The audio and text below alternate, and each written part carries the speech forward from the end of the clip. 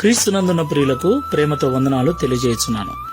April నెల 20వ తేదీ 2025. ఈరోజు దేవుడు మనకు చేస్తున్న వాగ్దానం ఏమిటనగా రోమాపత్రిక 4వ అధ్యాయము 25వ వచనం. ఆయన మన అపరాధముల నిమిత్తమై అప్పగింపబడి మనము నీతిమంతులముగా తీర్చబడుటకై లేపబడెను. ఆమేన్.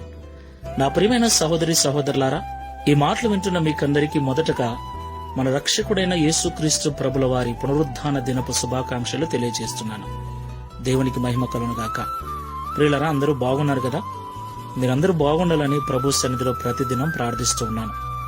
ఈ కృపను నాకు అనుగ్రహించిన దేవునికి స్తోత్రాలు స్తుతులు చెల్లిస్తున్నాను. దేవునికి మహిమ కలుగునుగాక. ప్రియులారా, ఈ రోజు యేసుక్రీస్తు ప్రభుల వారు పునరుద్ధానము చెందిన దినం. పునరుద్ధానం అనగా తిరిగి లేపబడటం, తిరిగి బ్రతకటం. ఈ ప్రపంచ చరిత్రలో యేసుక్రీస్తు ప్రభుల వారు ఒక్కరే చనిపోయి మరణాన్ని గెలిచి తిరిగి లేచిన ఏకైక దేవుడు. దేవునికి మహిమ కలుగునుగాక. ఇంతకైనా ఎందుకు మరణించాడు మనకు తెలుసు.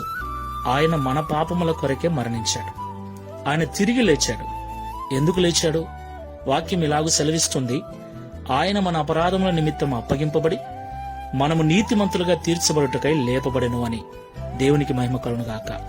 ప్రియులారా, మనం ఎందుకు నీతిమంతులుగా తీర్చబడాలి? నిజమే, మనము జన్మతో కర్మతో పాపులమే. పాపులమైన మనము పరలోక రాజ్యం చేరటం అసాధ్యం. ఎందుకంటే పరలోక రాజ్యం పరిశుద్ధమైంది, నీతితో నిండినది. అపవిత్రమైనది, అనీతితో కూడినది ఏది అందులో ప్రవేశించటానికి వీలు లేదు. కాబట్టి పాపములో ఉన్న మనలను, అపరాధములలో ఉన్న మనలను క్రీస్తు తన రక్తమిచ్చి కొన్నాడు. తన ప్రాణము ద్వారా, తన రక్తము ద్వారా మనల్ని పరిశుద్ధపరిచి నీతిమంతులుగా చేశాడు.